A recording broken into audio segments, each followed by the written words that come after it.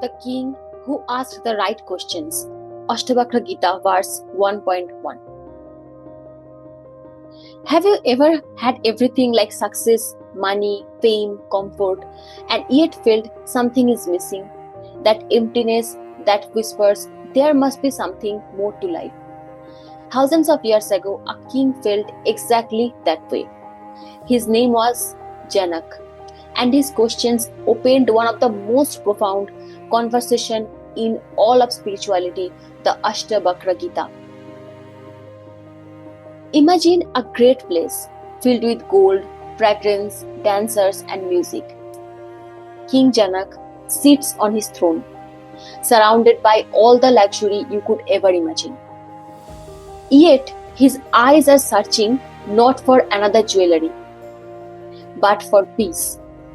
Despite having everything that the world could offer, his heart felt a strange thirst, not for more pleasure, but for truth. One day, he turns to the sage Ashtavakra, a man with a body bent in 8 places.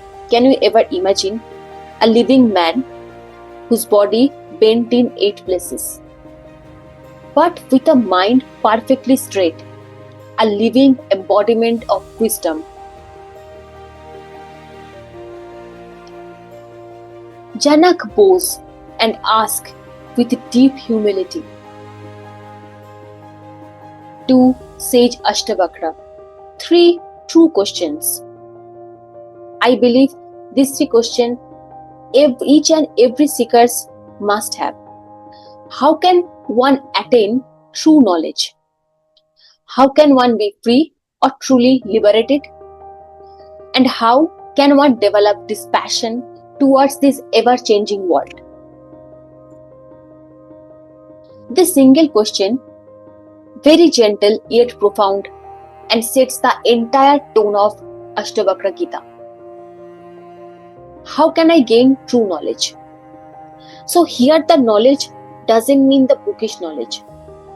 We have already studied in our school, we have finished our college, maybe we are currently in a working mode. We are working, someone working in some government job, someone working in some private job, someone going to corporate world. Same, Raja Janak already has scripture knowledge, spiritual knowledge, political knowledge, because he was the king and he was a great king. Still, he was asking about the direct realization, the knowledge that reveals who am I really. The second question is, how can I be liberated? So, liberation here doesn't mean escaping life or going to heaven. It means being free even while we are living, right? Untouched by joy or sorrow or success or failure, right? So we have to be free not by going to heaven, but by living. When we are living, still we have that idea that we are free.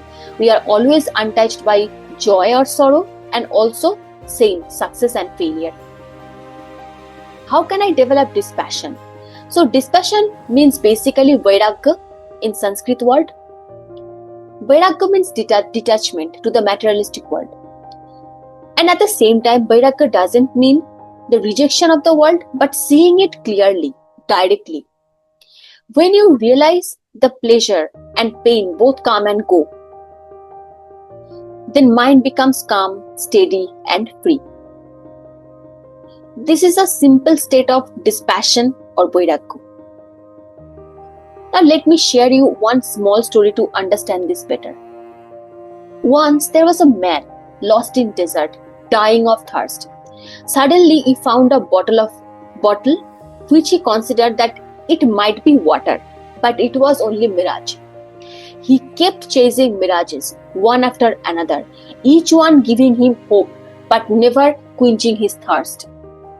Our lives are often like that. We chase relationships, fame, success, luxury, each time thinking this will make me happy, that will make me happy. We want that, we want this.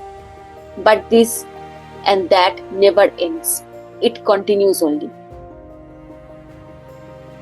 But soon the thirst returns That's when the real question arises. What is the truth behind all this? This is the moment Janak reaches, the moment when spiritual life truly begins.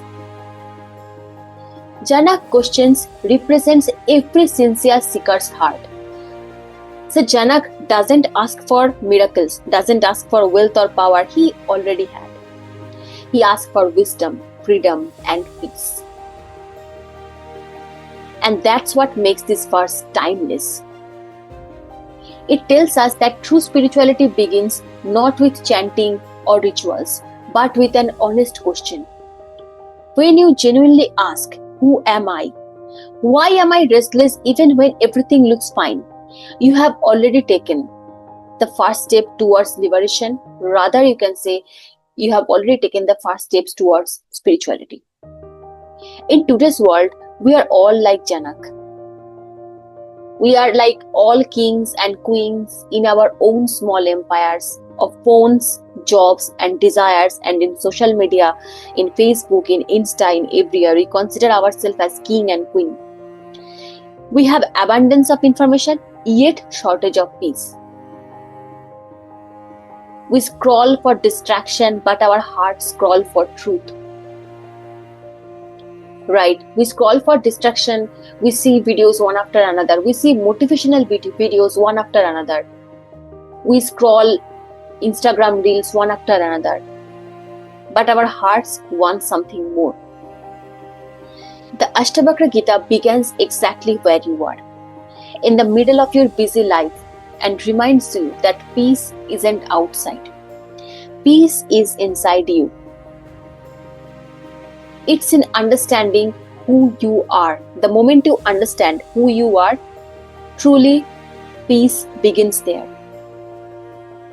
So my dear seekers, before you search for more achievements, just pause for a second and ask yourself, do I really know who am I? What is this awareness that watches my thoughts, my joys, my struggles? Because that question, just like King Janaka's, is the beginning of enlightenment.